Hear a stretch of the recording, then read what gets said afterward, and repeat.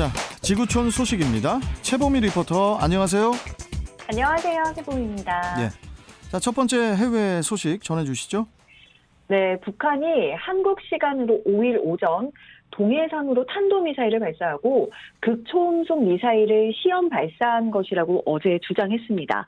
미국 정부는 북한이 동해상으로 발사한 발사체를 탄도미사일로 규정하고 발사를 규탄했는데요.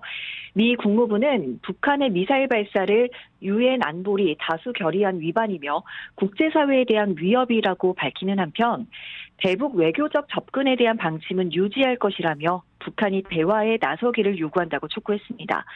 하지만 외신들은 북한의 이번 미사일 발사는 당분간 협상에 복귀할 뜻이 없다는 것을 의미한다고 분석했는데요. AP통신은 북한이 비핵화 협상보다는 무기 증강에 초점을 맞추겠다는 신호라고 평가했고요. AFP통신 역시 김정은 위원장이 미국의 협상 제의를 줄곧 거부해왔고 최근 노동당 전원회의 때 미국에 대한 언급도 없이 미사일을 발사한 것에 주목했습니다. 북한의 이번 시험 발사가 결의 위반에 해당하는 만큼 유엔 안전보장이사회에서도 이 문제를 논의할 것으로 예상되는데요. 아직 안보리 홈페이지에 공개된 이달 일정상으로는 잡힌 회의는 없습니다. 다만 일부 이사국이 북한 미사일에 대한 안보리 논의를 요구할 가능성이 있고요. 논의가 이뤄진다면 기존에 잡힌 회의 일정에 기타 의제로 북한 미사일 발사 문제를 추가하거나 별도 회의를 소집하는 형태가 될 것으로 보입니다. 유럽연합 역시 북한의 탄도미사일 발사와 관련해 북한이 유엔 안보리 결의를 준수할 때까지 대북 제재를 엄격히 이행해야 한다고 규탄하면서 북한이 다른 관련국들과 회담을 재개할 것을 촉구한다며 대화의 필요성을 강조했습니다. 유엔 안보리 1월 의장국인 노르웨이도 북한 미사일 발사와 관련해 우려를 나타내면서 모든 안보리 관련 결의를 확고히 지지하겠다고 전했습니다. 반면 중국은 원론적인 입장을 내비쳤는데요. 왕원빈 중국 외교부 대변인은 정례 브리핑에서 한반도의 평화와 안정은 쉽게 찾아오지 않는다면서 각국은 전반적인 이해 관계를 염두에 두고 신중히 대응해야 한다고 밝혔습니다. 우리 외교부는 미국을 포함한 안보리 이사국들과 긴밀하게 소통하고 있다면서 안보리 대응에 대해서는 이사국들 간 협의를 통해 결정할 것으로 보인다고 말했습니다. 예. 자, 다음 소식 전해주세요. 네, 남자 테니스 세계 랭킹 1위인 노박 조코비치가 호주 오픈 테니스 대회에 출전하지 못하는 사태가 벌어졌습니다. 조코비치는 오늘 17일 호주 멜버른에서 개막하는 호주 오픈에 출전하기 위해서 현지 시간 5일 밤 멜버른 공항에 도착했는데요. 호주 출입국 관리소가 조코비치는 입국 요건을 갖추지 못했다면서 입국 비자를 발급하지 않았고요. 조코비치는 공항에서 움직이지 못한 채 무장 경호원들이 지키는 별도의 방에서 6일 아침까지 대기했다고 합니다. 호주 입국이 거부된 건 바로 코로나19 백신을 맞지 않았기 때문인데요. 호주는 현재 코로나19 확산 방지를 위해 입국하는 모든 사람에게 백신 접종을 의무화하고 있는데 조코비치가 이 의무 조항을 끝내 통과하지 못하면서 입국이 거부된 겁니다. 예.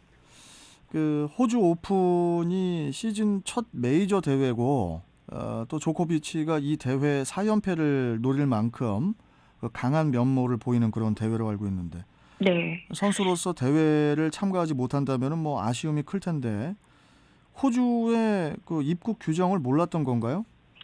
그렇지 않습니다. 올해 대회에 출전하는 선수는 물론이고요. 팬들과 관계자 등 대회장에 출입하는 전원 코로나19 백신을 맞아야 하는데 조코비치가 백신 접종 여부 공개를 꺼려해서 불참 가능성이 제기되기도 했었습니다. 그런데 조코비치가 자신의 소셜미디어에 백신 접종 면제 허가를 받았다고 대회 출전을 공식화하면서 특혜 논란이 불거지기도 했는데요. 대회 주최 측이 절차에 따른 조치라면서 조코비치에게 특혜를 준 건 아니라고 해명했고 백신 면제를 용인하면서 출전을 허가했지만 호주 당국이 비집고 추방 결정을 내린 겁니다. 스콧 모리스 호주 총리는 규정은 규정이며 누구도 규정 위에 있지 않다고 지적하면서 강력한 국경 관련 규정은 호주의 코로나19 사망률을 세계 최저 수준으로 유지하는 데 아주 중요한 것이라고 강조했습니다.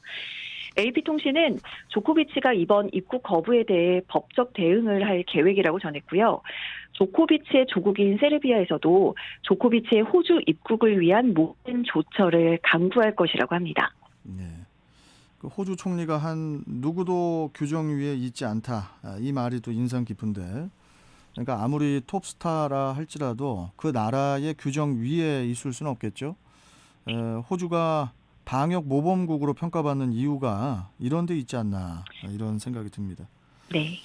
자, 다음 소식 전해주세요. 네, 미국의 흑백 차별이 심했던 시절에 열차에 백인 전용 칸에 타고 있다가 체포돼 유죄 판결을 받았던 흑인 남성이 126년 만에 사면됐습니다. 구두 수송공이었던 호머 플래시는 1892년 뉴올리언스에서 백인 전용 열차에 탔다가 인종격리 차량법 위반 혐의로 재판에 넘겨졌는데요. 미국 대법원은 1896년에 대중교통이나 호텔, 학교에서의 흑백 분리를 용인하는 플래시 대 퍼거슨 판결을 내리면서 유죄를 선고했습니다. 이 판결은 9명의 판사 중 1명이 불참했고요. 7명이 흑백 분리에 찬성해서 7대1 판결로도 불립니다. 당시 흑백 분리를 용인했던 헨리 블링스 브라운 판사는 인종적 본능이나 신체적 차이에 근거한 차별을 법으로 근절할 수는 없다고 밝혔고요. 유일하게 반대 의견을 냈던 존 마샬 할람 판사는 이 판결은 1875년 내려졌던 드레드 스콧 사건에 대한 판결만큼이나 폐악적이라는 사실이 훗날 밝혀질 것이라고 지적했습니다. 지난해 말에 미국 루이지애나주 사면위원회가 플래시의 사면을 권고했고요. 이에 따라 존 벨 에드워즈 주지사가 현지 시간 5일 플래시의 사면을 결정했습니다. 플래시가 체포된 장소 근처에서 사면 기념식이 열렸는데요. 이 자리에서 에드워즈 주지사는 플래시에 대한 유죄 판결은 일어나지 말았어야 했다면서 잘못된 판결은 정의를 훼손할 수 없다고 밝히고 이를 바로 세우는 데 일조할 수 있어서 기쁘다고 말했습니다. 예. 오늘은 참 제가 애드립 칠 내용이 하나도 없네. 와, 진짜 힘듭니다. 힘들어. 참 이거 부도덕하고 잘못된 일이 일어나지 않으면은 좋지만은 뒤늦게라도 이렇게 잘못을 인정하고 바로 잡을 수 있어서 참 다행이라는 생각이 듭니다. 자, 마지막 소식 전해주세요.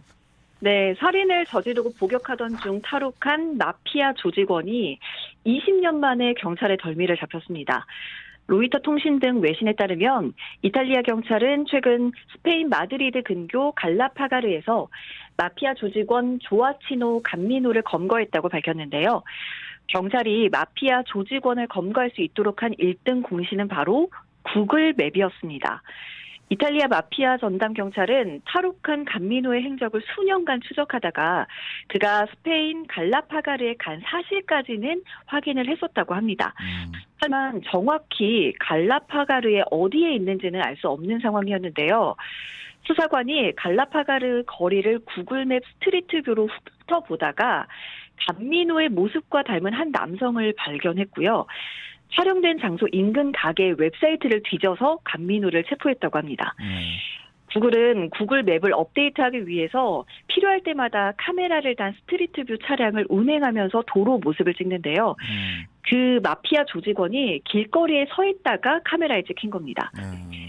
네, 경찰 관계자는 구글맵 사진이 진행해온 수사에 확신을 갖게 하는 데 도움을 줬다고 설명했습니다. 시칠리아 마피아 조직원인 감미노는 살인과 마약 밀매 등의 범죄를 저지르고 로마 레비비아 교도소에서 복역하다가 2002년에 탈옥했었고요. 이탈리아 사법당국은 이듬해 도망자 신분인 감미노에게 종신형을 선고했습니다. 감미노는 탈옥한 후에 마누엘로 개명하고 결혼까지 하고 가게를 운영하면서 경찰의 추적을 피해 왔었는데요. 탈옥 20년 만에 덜미를 잡혀서 현재 스페인 당국에 구금됐고요. 이탈리아 경찰이 다음 달 신병을 인계받을 것으로 보입니다. 예, 이제 세상이 많이 바뀌었죠. 이 구글맵 때문에 잡히게 됐네요. 네, 맞습니다. 자, 지구촌 뉴스 최보미 리포터였습니다. 고맙습니다. 네, 감사합니다. 네. 자,